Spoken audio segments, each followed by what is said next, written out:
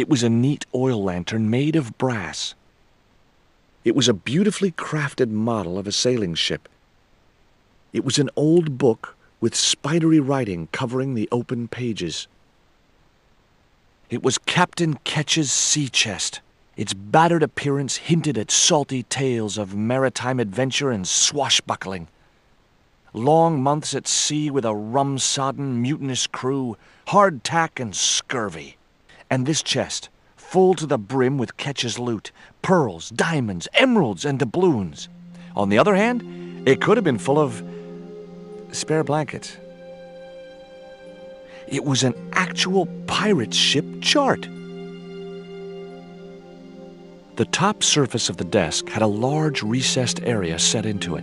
I guessed it was intended to stop things rolling off in heavy seas. There was also an inkwell, and a few inches away, a small hole with a feather placed in it. It was one of those old pens made out of a feather.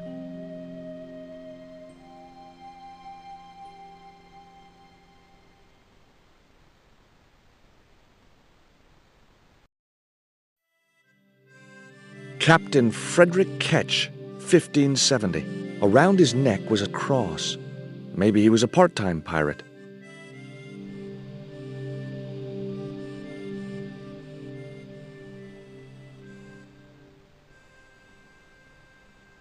Okay, I've had my hands on an historical document. Now what?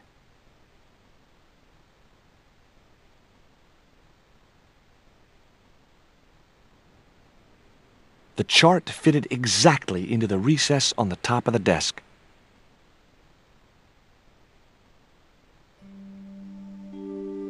That might come in useful in ticklish situations.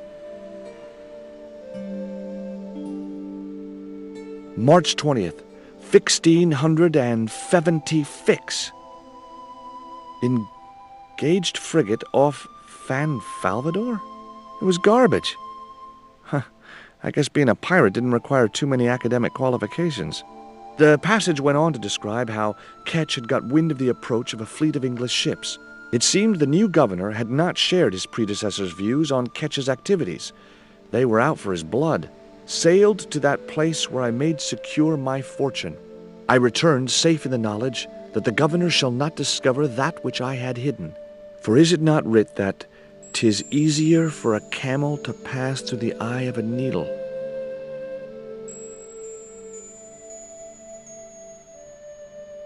Holding that lantern, I felt kinda biblical. Like Jesus or Florence Nightingale.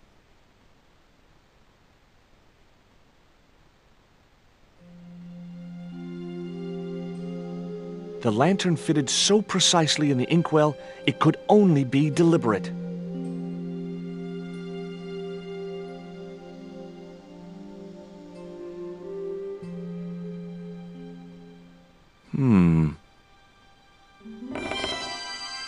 Surprise!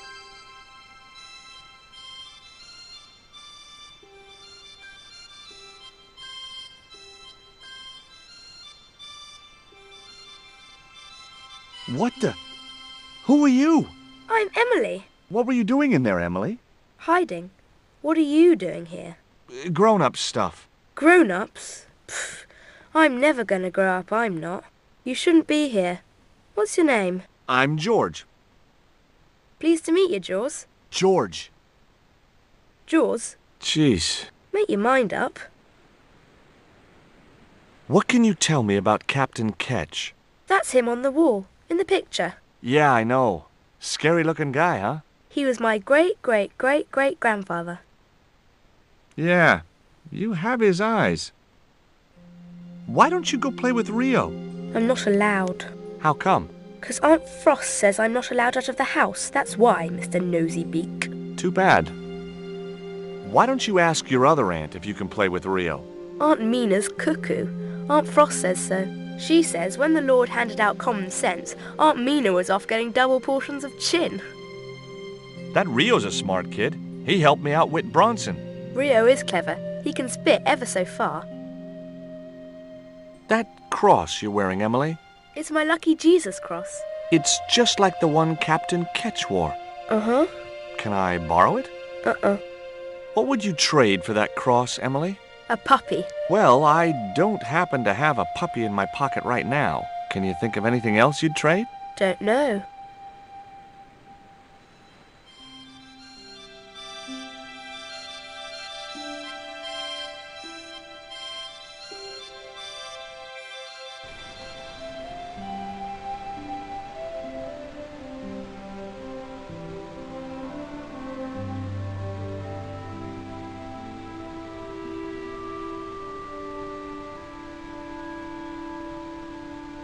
The cat made short work of the feather, tearing it into a blizzard of small pieces.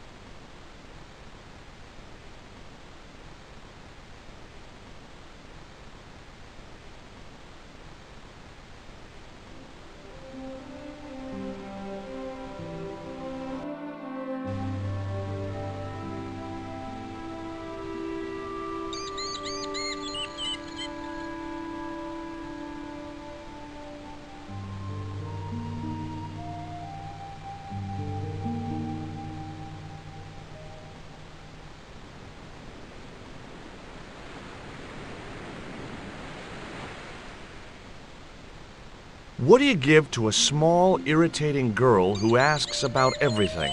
Try a conch. Delicate colors, interesting shape, and when you put it to your ear, you can hear the sea. Yeah, why's that?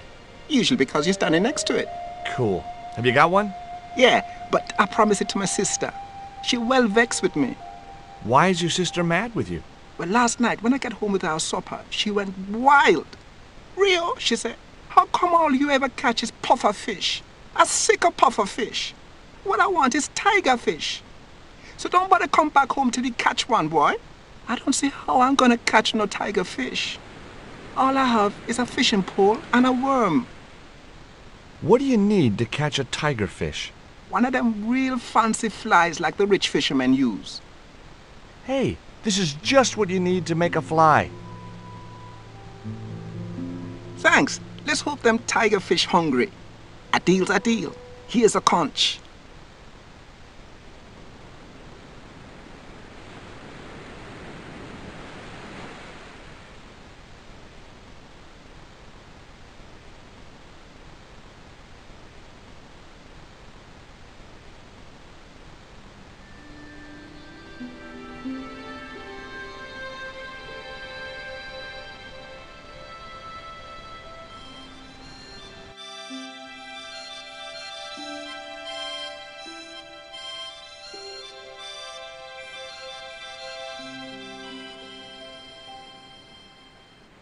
Why don't you run along and play? Aunt Mina told me. Stay out of mischief. Well, that doesn't mean you have to stay indoors, does it? On a beautiful day like today? There's a storm coming. Oh, nuts. You don't know that. I do so. I can see the whole world from the window. Yeah, well, like I said, I'm busy. Here, I've got a conch. Would you like it? Dunno.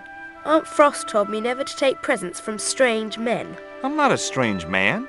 Then why are you called Jaws, Jaws? That's a stupid name. I'm not called... Look, conch, pretty. Swap for the cross, yes or no? Right, this thing's going out the window. Okay, we'll do swapsies.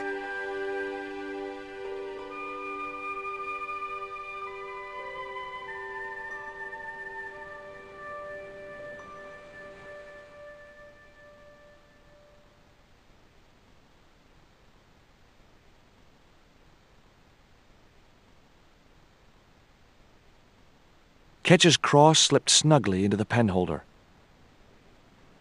What you doing, Jaws? I've put your cross in this little hole in the desk. Why? Impulse mainly, with a dash of irrational intuition. Silly. Only women have intuition. The lantern cast a strong light over the desktop. The light cast a shadow of the cross. And the shadow fell precisely over a small, unnamed island shaped like a skull.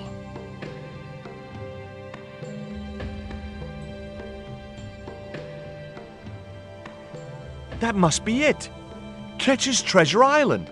Uh-oh. That's Zombie Island. It's a bad place. No kidding? Well, bad place or not, that's my next port of call. Can I come too? The hell you can. I never get to leave the house.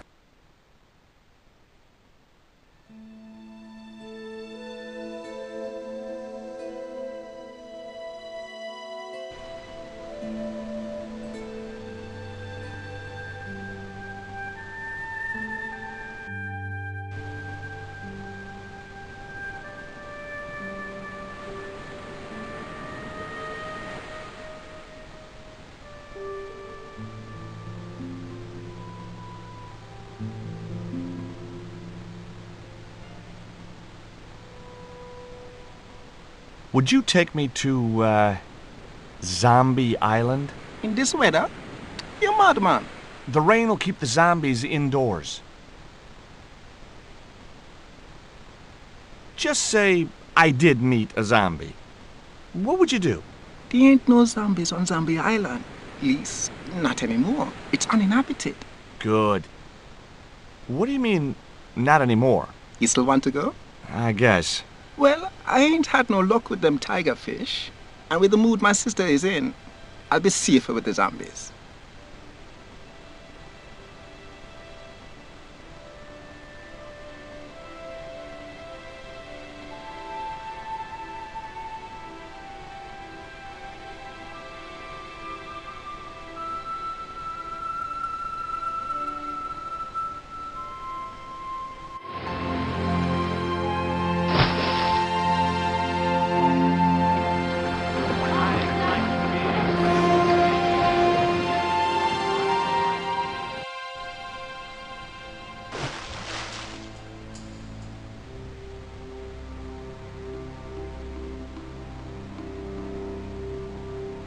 So, this was Zombie Island.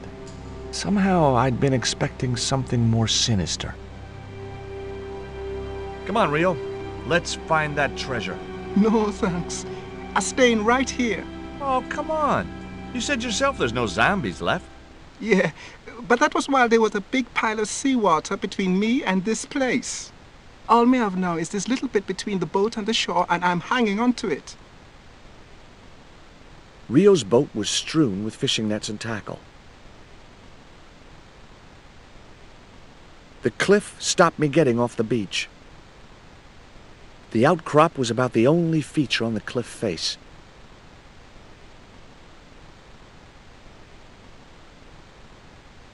It was too high. I couldn't get up there.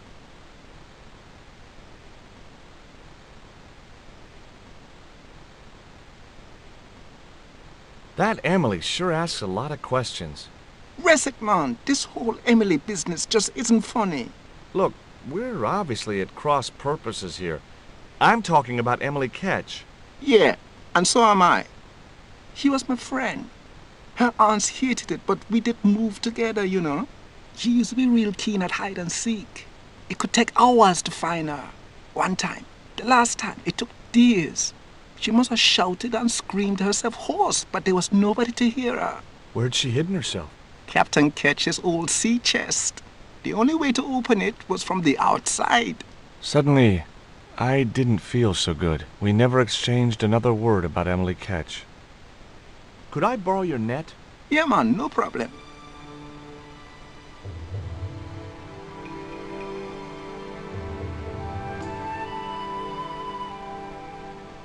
You planning on catching some fish? Nope. I'm after a big rock.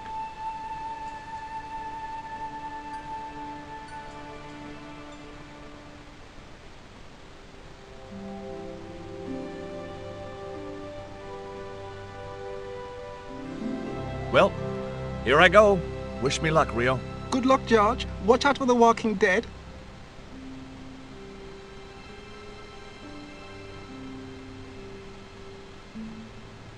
I stumbled down dark stairwells for what seemed like forever, until suddenly I found myself, wow!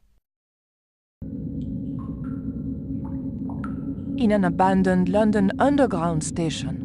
This place must have been closed down decades ago.